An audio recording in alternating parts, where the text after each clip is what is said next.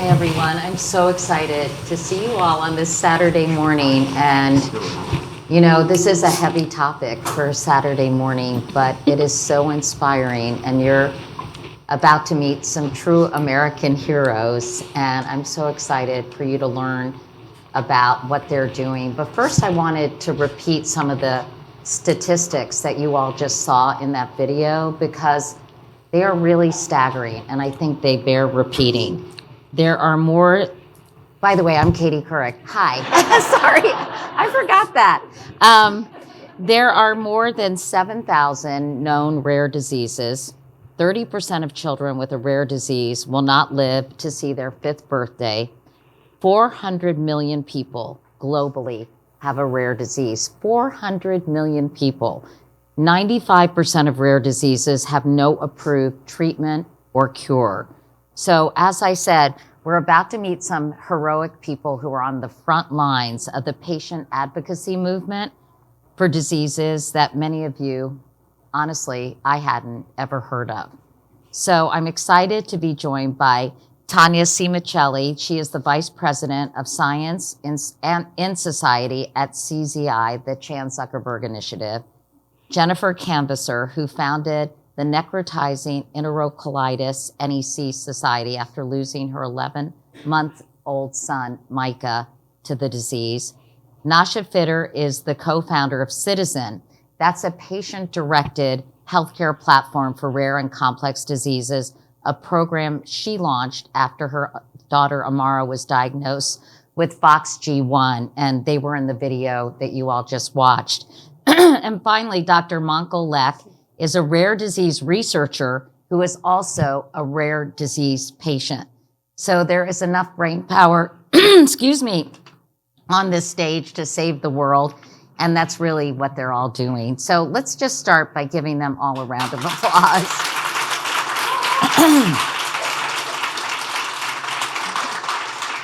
Tania, I'm going to begin with you. I know you've been at CZI for almost 7 years. So why don't you explain the impetus for launching this flagship project, Rare as One? Sure.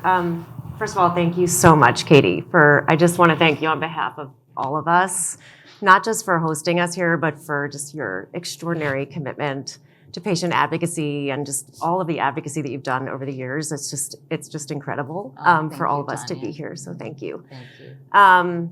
So the impetus for Rare as One was really sort of twofold. I mean, first, it's just the extraordinary unmet need and the urgency in rare disease that you just re-articulated in talking through some of those kind of unbelievable statistics. I think people hear rare disease and they think, oh, well, those are really rare. That doesn't happen to me. But it turns out that on average, 1 in 10 Americans faces a rare disease at some point in their lifetime. It is not, collectively, rare diseases are not at all rare. They're quite common. In fact, what is the threshold to be considered a rare disease? Because I was shocked by this as well, Tania. So in the United States, we define a disease as rare if it affects fewer than 200,000 people. But what's important to understand is of these 7,000 plus rare diseases, many of these diseases are considered ultra rare or much more rare than that. So many of them affect more like 2,000 people around the world. It's also really confusing because we actually aren't very good at knowing how many people are impacted, because there's this extraordinary diagnostic odyssey in rare diseases where many patients remain undiagnosed for many years, don't know what they have. We're still discovering rare diseases every month. So this is an ongoing global health crisis that is actually getting bigger rather than smaller. So talk a little bit about CZI and what you all are doing and how it started and why. Sure. So we recognized there was this extraordinary unmet need that fewer than 5% of these diseases have any FDA-approved treatments. And the problem in rare is that the traditional academic research model is really failing these diseases. And what we observed was that more and more, really over, I'd say, the past 15 years, there's been this rise, this sort of proliferation of patient advocacy groups that are really going beyond what traditional patient advocacy groups have always done and do really well around disease awareness campaigns and generally raising money for their disease. And they're actually taking on these incredibly active roles in driving research forward. You heard David say in the video, I'm not going to wait for the academic research establishment to catch up to me, to my disease. I just need to go do this myself. And so how are they doing this? They're doing this by recognizing that the most important thing that they need to do is to build a really, really strong, research-ready patient community, patients who are willing to help move the goalpost, share their data, share their specimens. They're doing the work to build research assets, to attract researchers to the disease, to say, look, we can build a registry, we can build a biobank so it's easier for you to study the disease. They're de-risking their diseases, making it easier for them to study. And some of them are doing things like going back and getting a PhD themselves, like you saw Tracy in the video, and recognizing that they just really want to take on the role to drive this forward. So we set out to say, this is happening. Some of these groups were making unbelievable progress, completely changing the research landscape in their disease areas. And they were doing it on like really few resources, like scrambling together, doing bake sales and, GoFundMe campaigns and having a few individual donors come in and help them. But there were no major philanthropic organizations. And certainly the federal government was not directly funding patient communities. And so I set out to build a program that at its, heart would really recognize that patient communities are absolutely central stakeholders in biomedical research, and that we would actually directly fund patient communities and really learn alongside these groups to figure out how do we optimize the power of patients to accelerate research and develop new treatments and cures in rare diseases. And that's what the Rare as One project is about. And of course, a lot of these patient communities have a lot in common when all is said and done. And we'll talk about that in a moment. But first, I want to, Jennifer, talk to you about your son, Micah, who, as I mentioned, died of complications from necrotizing enterocolitis, or NEC, just before he turned 1, which is, I know, must have been an unbelievably heartbreaking journey for you, Jennifer. So tell us about NEC, because I don't know much about the disease and what treatments were available when he was diagnosed. Yeah. So necrotizing enterocolitis, also known as NEC or NEC, is an intestinal disease that typically affects babies who are born either prematurely or with a medical condition. And it is very aggressive. So often when these babies are being diagnosed, they have become incredibly unstable. Often it's a medical emergency and they're rushed to surgery. And sometimes the babies don't even survive past a few hours or days. So it's very devastating. There is no way to prevent the disease and there is no cure for the disease. So you can imagine this is a really urgent issue that our families are facing.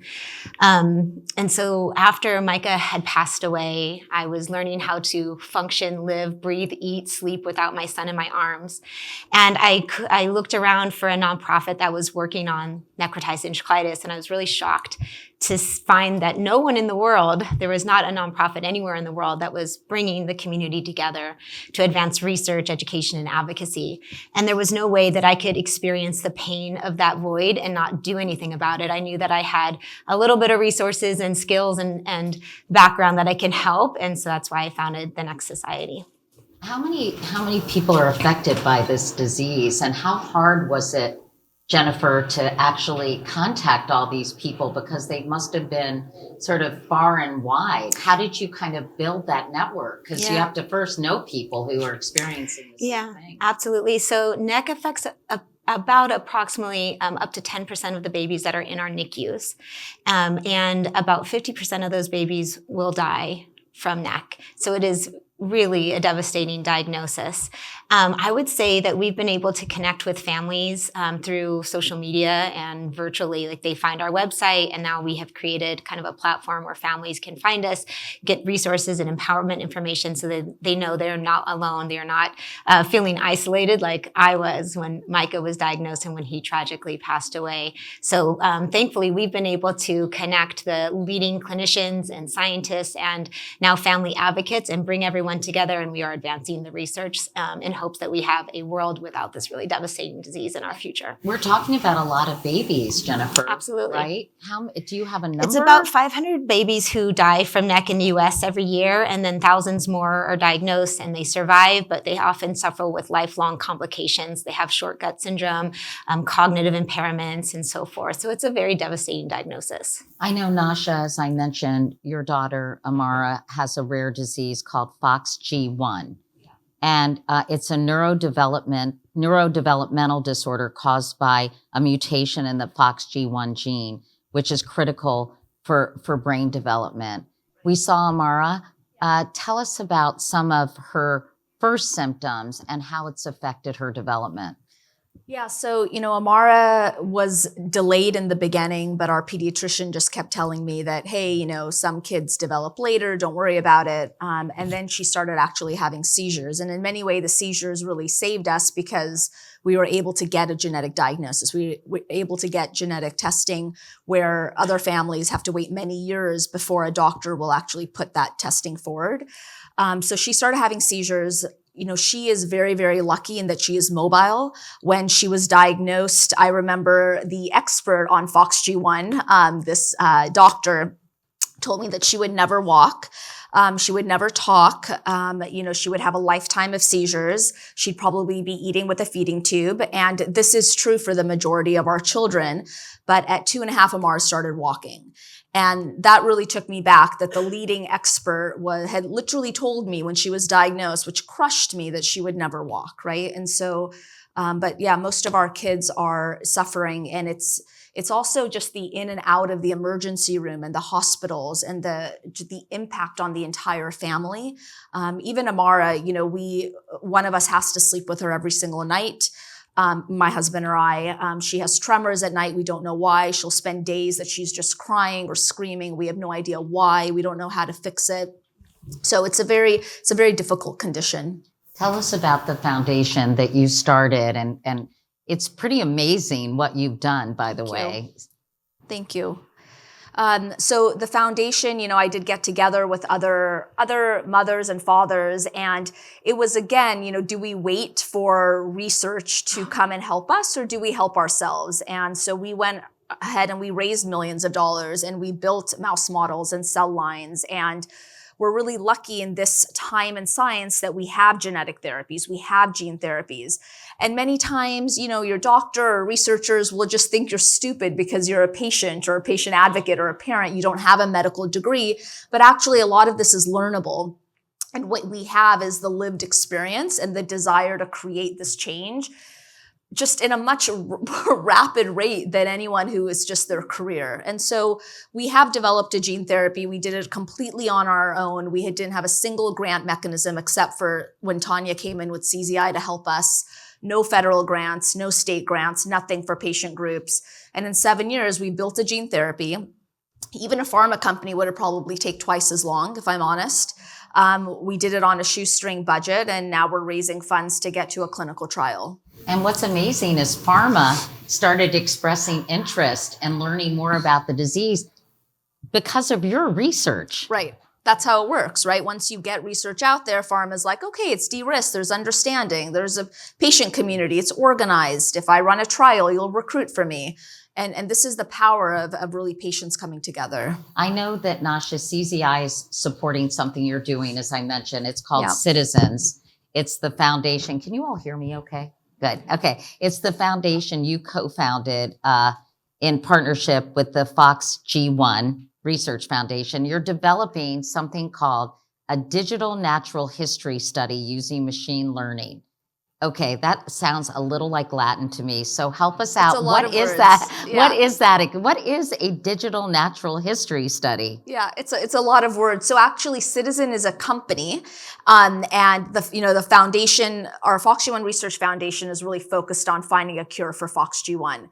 But in that process, I realized that there's no way we could find a cure without understanding the patient's symptoms across our community. And it's impossible to actually figure that out in the current model where, you have academic centers set up across the world. Patients go in, tell people about their symptoms, that gets captured. That just doesn't work if it's a rare disease. Our patients are so few, they're spread out around the world. And so this is where I really felt, and my background is in tech, that why don't we just collect the medical records, and we can use machine learning and AI to extract information from those medical records, and you have human review, et cetera. And then we can compile kind of a database of just what symptoms our patients are having. It actually seems very obvious, and you would sort of think that this already exists, that, if you see a doctor with a symptom, they go into a database and they could see all the other patients with that same symptom, what they're going through, but it's not like that at all. You are basically reliant on that doctor and that expertise. And so this is really a way to create this platform where we can follow the patient through their entire journey, get every information. Patients have access to their own data, which, by the way, I don't know if anyone's tried to collect their own medical records. It's very difficult. So we give access to patients, and then we can do a lot of stuff to actually push research forward. So this is for patients with FOXG1? It's or actually for all rare diseases? It's all rare diseases. So, really it started the platform.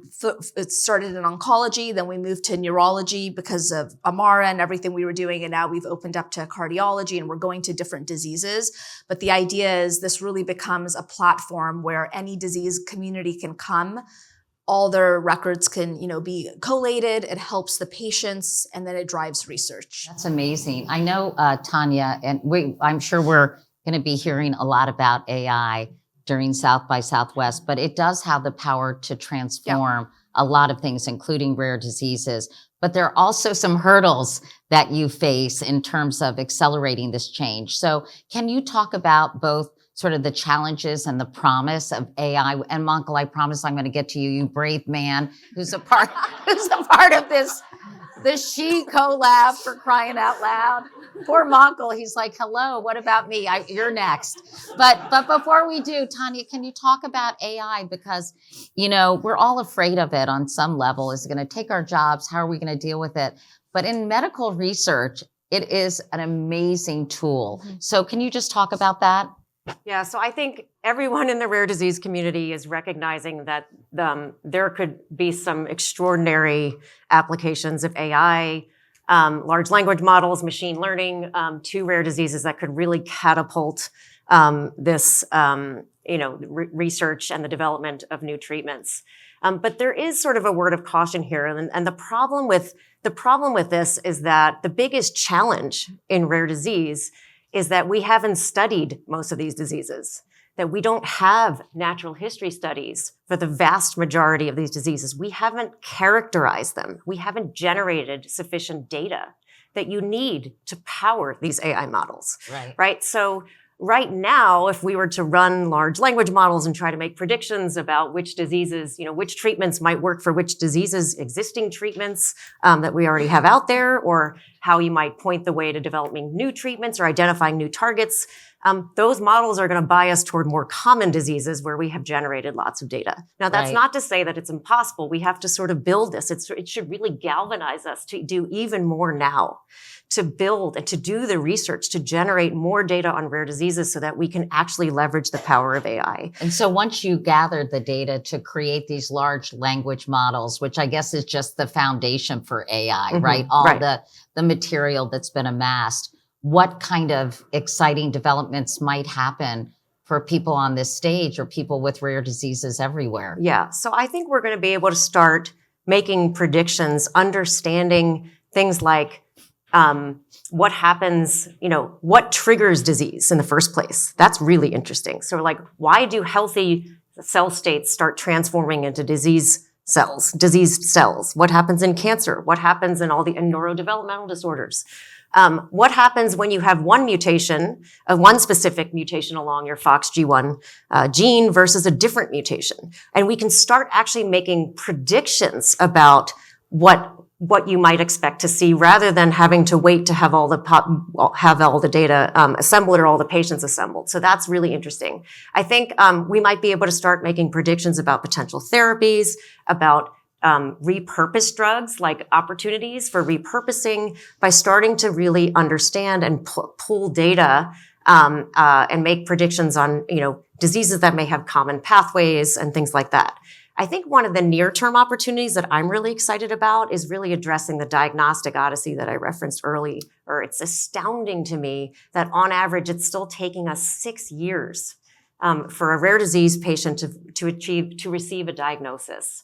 And that's And- because doctors can't necessarily know about how many About did I say? More than 7,000. Yeah, more than Upwards of 10 now. 7,000 Yeah. diseases, right? That's right. So you go to medical school for 4 years, there's no way you're going to learn about 10,000 diseases. And even if you're a specialist in a particular field, you're still not going to know about all the rare diseases. And the chances that you're going to come across more than, say, one patient with a really obscure rare disease in the course of your work as treating patients is really unlikely. Yeah. But this is where, AI, large language models can really step in. You can actually start to amass not just the knowledge of that one expert, but the knowledge of all experts across like a long period of time. Put symptoms in a database, Yeah, right? and then knowledge. have, right. That's right. And you could sort of run case reports of individuals that have undiagnosed diseases or where you don't know what's going on against these large databases that could actually start pulling out some of these terms and predicting, oh, this person may have this disease, and really ranking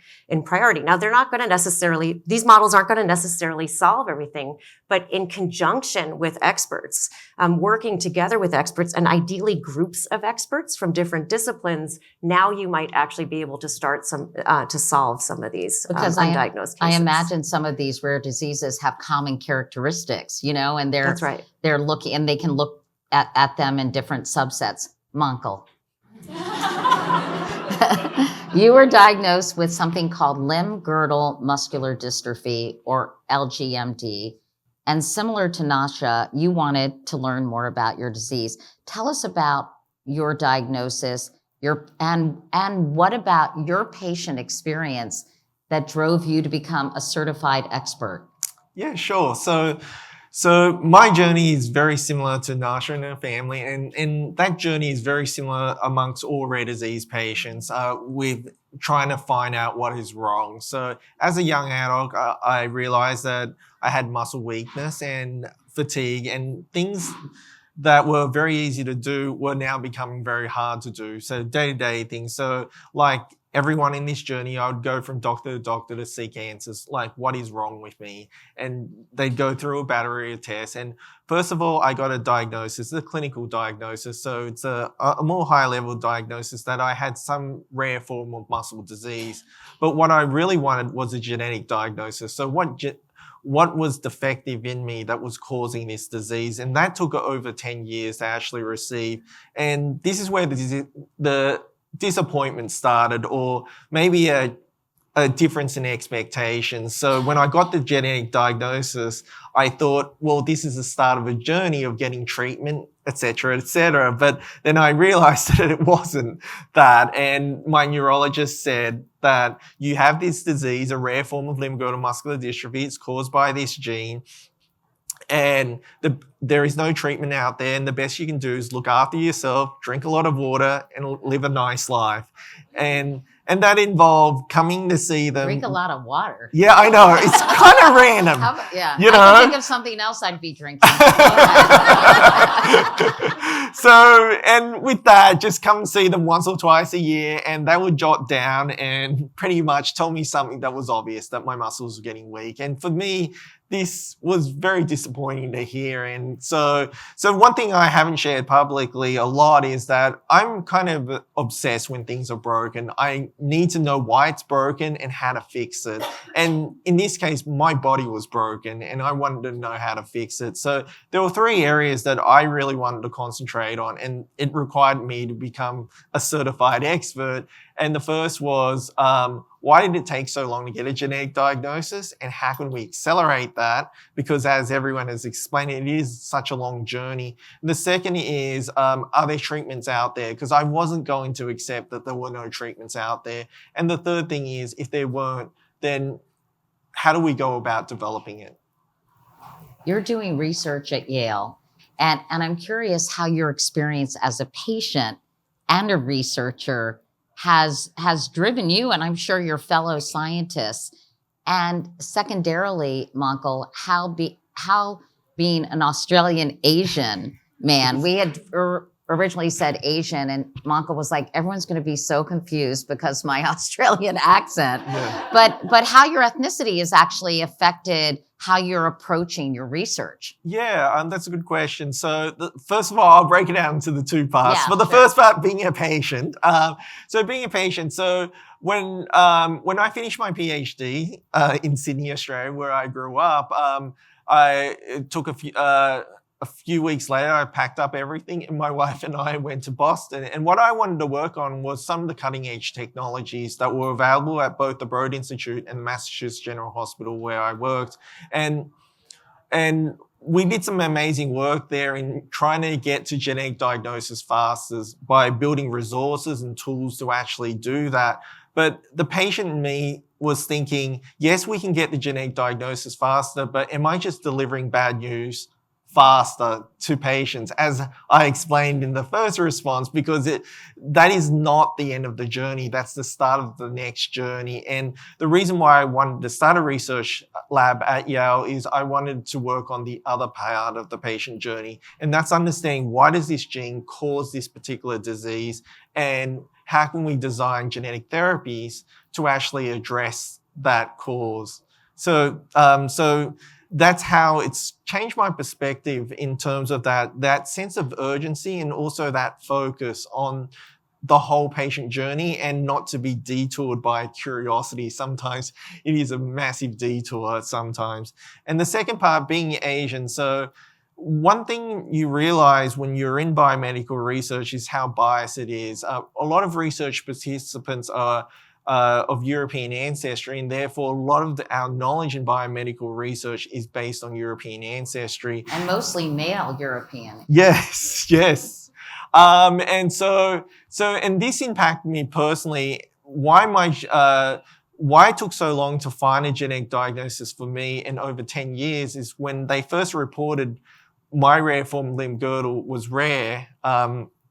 It was only rare in Europeans, but most people, because of the implicit bias, just concluded it was rare in general. And therefore, if you look at the gene, the mutation in my disease, you'll find that it's actually quite common in East Asians and South Asians, and I'm of Asian ancestry, and it would have rapidly reduced that journey having that extra information on ancestry.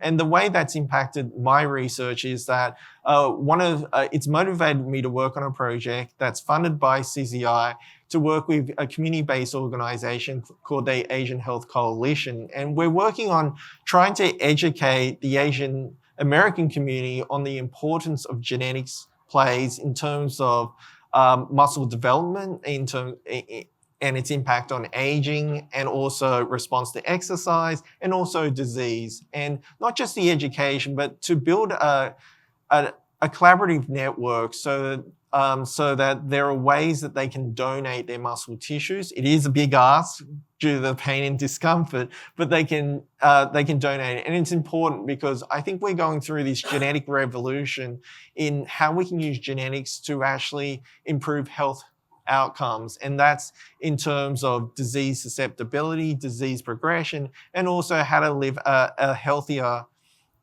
and longer life. And I don't want my fellow Asian Americans or Asian Australians to actually miss out on this revolution. And so for it to have impact on the whole diversity of the US population that we have. And that's how it's sort of like That's amazing. impacted and that. So important. I want to clarify, did you get your PhD, Monkol, after your diagnosis? Yes. And how old were you when you were diagnosed? I was around 25 years old, so it's been a long journey. You're not that old.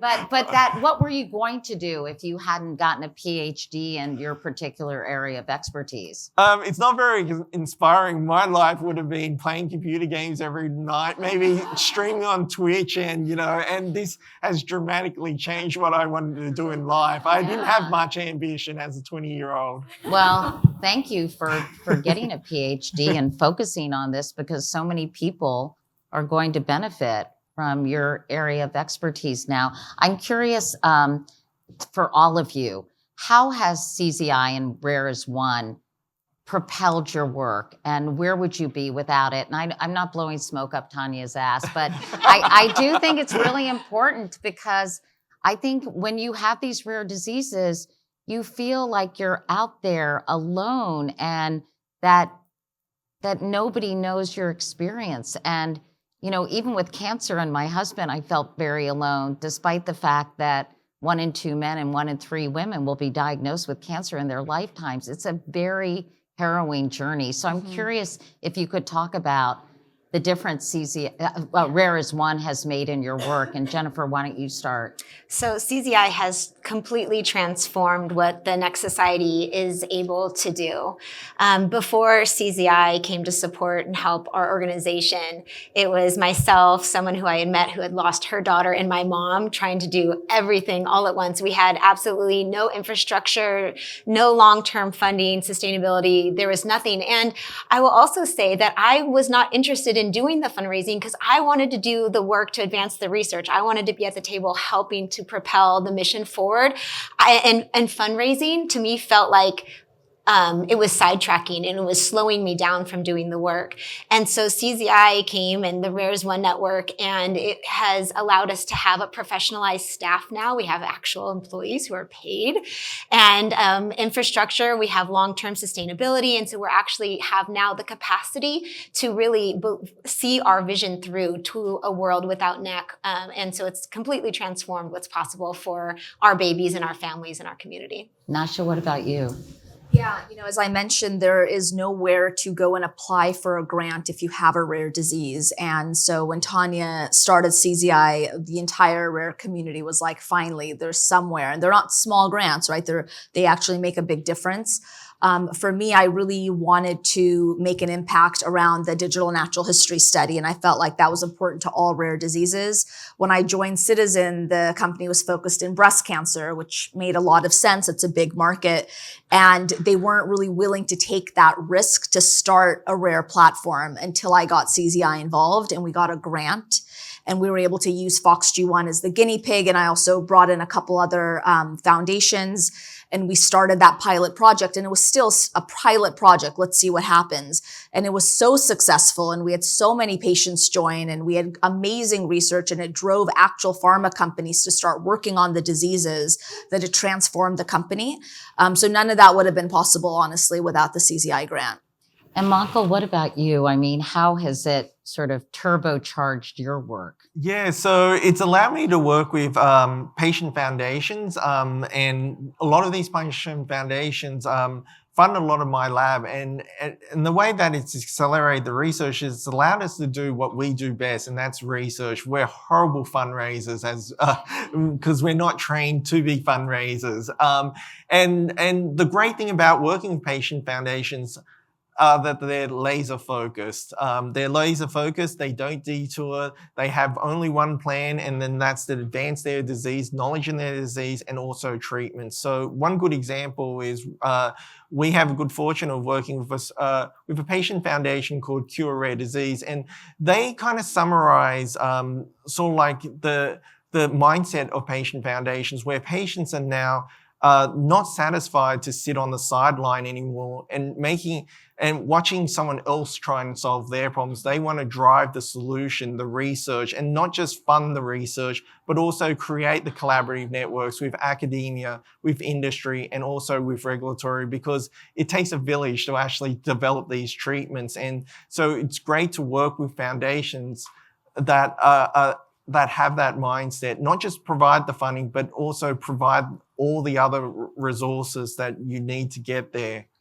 The patient advocacy movement is just amazing. I mean, the fact that so many people are getting involved and not sitting on the sidelines and ushering in not only awareness, but obviously more scientific research. I mentioned early on that there are probably a lot of Venn diagrams, not only in the sort of the biological genesis of some of these diseases, but also the approach you're taking to do your work. So what have you all learned from each other and other rare disease? Because how many rare diseases do you fund, Tania?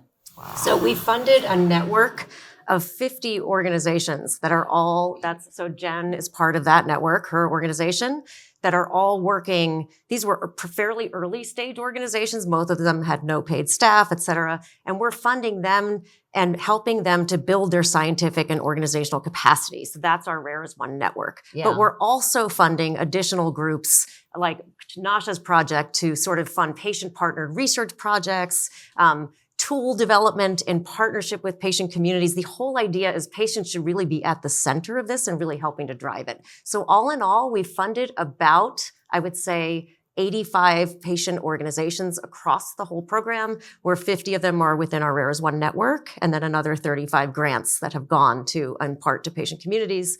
So that's about the And that's sum so far. a sizable amount of cabbage, if you know what I'm saying. And we just closed, I should say, we just closed our third round. The Rare as One network is actually a competitive grants program where patient communities apply to become part of the network. We just closed our third round, and we'll be funding, I hope, up to another 30 groups to join the network. So we'll soon have over 100 groups that we funded. That's an amazing commitment. Is it tacky for me to ask how much money you've spent on this? So we've spent almost just over $95 million to date. That's amazing. That's amazing. And, yeah. I got diverted on the money stuff, but tell me what you all have learned from each other quickly. So I would say being part of the Rare as One network has allowed us to figure out together how to build our infrastructure and our capacity. It's not so sexy, but it's really fundamental to being able to exist long term and not burn out and continue to serve our community and advance the research. And then we've also built and modeled like our research roundtables off of each other. It's a closed space where researchers and family advocates can come together in a safe space to advance the research. So really fundamental learning. Yeah. What about you, Nasha? What have you learned from these other groups? You know, first of all, the groups, there's just a lot of support. I don't know what I would do without my other patient leader, advocates that are in the same boat as me doing the same stuff. I've learned a lot from groups that are further along that have actually found cures for their diseases, how they've managed to do that, how they've managed to raise the funds, how they've, worked with different scientists and researchers, the mistakes they've made. That has been just, I don't know what I would do without other people that have gone through this that I've been able to learn from to figure out how do we do it. And even now, what we've done in 7 years, looking back, I feel we could have done it in 4. And so now we're trying to help other groups not make the mistakes that we made. And so that's the idea. And Monkol, I know there are a whole panoply of neurodegenerative diseases. Last year I was here interviewing Brian Wallach and his wife, Sandra Abrevea, and Brian has ALS, and they've done extraordinary work. But oftentimes when you have these patient advocacy groups, they're sort of siloed. They're kind of competitive, honestly. I know that from my colon cancer advocacy work. And it's really hard to pool your brain power and even resources and efforts. So tell me what you've learned from other groups and how you're breaking down some of those walls. Well, first of all, what I learned from other groups is what a bunch of amazing people they are. When I went to the first Rare as One conference, I'm used to scientists sprinting to the lunch line to get to the lunch food. And these people were so amazing, these grantees. They were fighting over who got to help me sort out my lunch. And that's what a bunch of amazing people the grantees are. And in terms of breaking down the silos, it's probably trying to find common themes, as an advisor coming to these meetings, common themes, common challenges as they have touched upon, and then making sure everyone knows that we all have the same end goal. And so talking about different ways we can data share. And another thing that I think breaks down walls a lot is funding the next generation of scientists because they're not so set in their ways. And it's funding the new generation because the scientists that made the discovery of the disease, they're normally in the retirement years. And just to remind people that we should be funding the next generation of scientists. Sorry, I have to say that as a scientist, a younger scientist. To put in the plug for the next generation of scientists. It makes total sense. And it creates greater engagement. And the next generation of scientists grew up in the information age, so they know the value of information sharing. And Tania, what have you learned from this work? I mean, I do these panels and I'm blown away by all of you last year, this year, everyone who is a part of this community. It's so inspiring to me. So tell me about your experiences working with people like this on a daily basis. Yeah, I mean, this has been a privilege of my lifetime. I mean, I actually came into the rare disease space after working for 25 years in science policy. I had worked across the gamut with advocates from all different sectors and areas, environmental activists and advocates and social justice folks and criminal justice reform people. And I love people who work in advocacy. But there's something really special about these advocates. And I think part of it has to do with the fact that nobody chooses to be a rare disease advocate. This is something that happens to them or to their loved one. And those who decide that they're not going to take that answer that you just heard, they were all told there's nothing you can do, go home and love your person or live your life or drink lots of water. Or max out your credit card, and that's play lots of video games. Yeah. Right. And those who say, no way, like I am going to dedicate whatever time I've got or whatever energy I have, and I'm going to figure out how to solve this disease, those are really special people. And I was particularly moved by, I think it was Martha, who said in the video, it may not be for Cal, but we are going to help propel scientific breakthroughs for other people. And that is such a selfless act, I think. That's right. To be able to say, it may not help me, but it's going to help somebody else. Yeah. Is there anything in closing, because we're almost out of time, that this room and all their friends and networks can do to help either with what you're doing, raise awareness so they can pay it forward as a result of your work? What would you tell everyone here, Tania?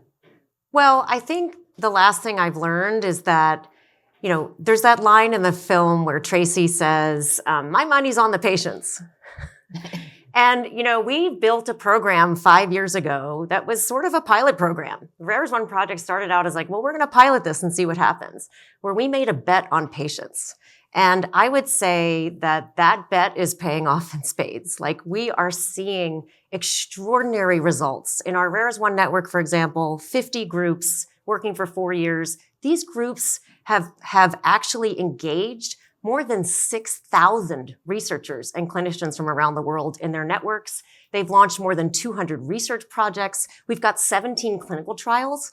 None of that, there is no way, none of that would have happened without the tenacity of these patient leaders. So my message would be, we're doing this work. We know that this works. This is a different model for research. It's patient-driven research. And my message would be like, we need more people to understand the value and the contributions of these communities. We need more funders in this space. CC High, we cannot do this on our own. And we are really looking for others to partner with, other stakeholders. And to the extent that all of you can raise awareness about this extraordinary work that these folks are doing and how important it is to really center patients in our healthcare system.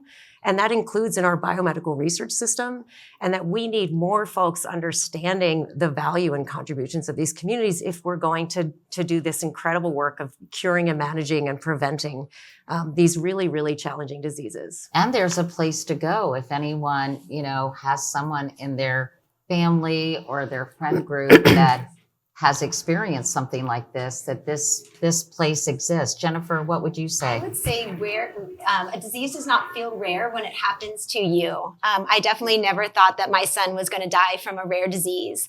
And so I would say there was no one who is more compelled to do this work than we are. We are relentless and we will not stop until we have cured or prevented the disease that we're working on. Yeah, I would second that. And to Tania's point, unfortunately, it all comes down to accessing funds. And right now, funders tend to give money to large academic medical centers, both federally, state level, and even large donors. And I would say we do need a different funding model. We need to start funding patient entrepreneurs who are actually proving that they're driving cures, not just research papers. We don't care about research papers. We care about actual medicine going into a human body and creating change. And that's what we need, is we need an entire movement and a awareness around that. Monkol? I totally agree with Nasha, being a researcher. I just want to add to that, because, yes, I totally agree. Mainly being a patient, it brings meaning to, we've cured the mouse many times. We cured that same mouse many times. It's about time we start translating it. But what I would like the audience to take from this, from my point of view, is do advocate to local senators and government, mainly that, I go to a lot of charity events, and sometimes I think, I watch mums, dads, families, friends sell cupcakes, do fun runs, and it's not sustainable, and we need help. And I think the biggest help would be from government. And individuals, though, because you can't necessarily count on the government, right? Even with cancer, only 1 out of 10 promising research proposals gets funded by the NCI. So I think you have to figure out other methods as well. So I want to make sure I leave people, if they want to learn more, where do they go? rareis1.org. rareis1.org. And I, for one, am going to post that beautiful film that was so moving on my social media channels. And if anybody else wants to do that, can they do that as well? And do you have a petition or anything on your website? Because that would be a good idea too, don't you think? Not yet, but that's a great idea, Yeah. Katie. just throwing it out there. Anyway, we're exactly on time. I can't believe it. I always go over. Just ask my colleagues at the Today Show. So thank you all. Tania, Jennifer, Nasha, Monkol, thank you for all you're doing, and thank you for being a part of this today.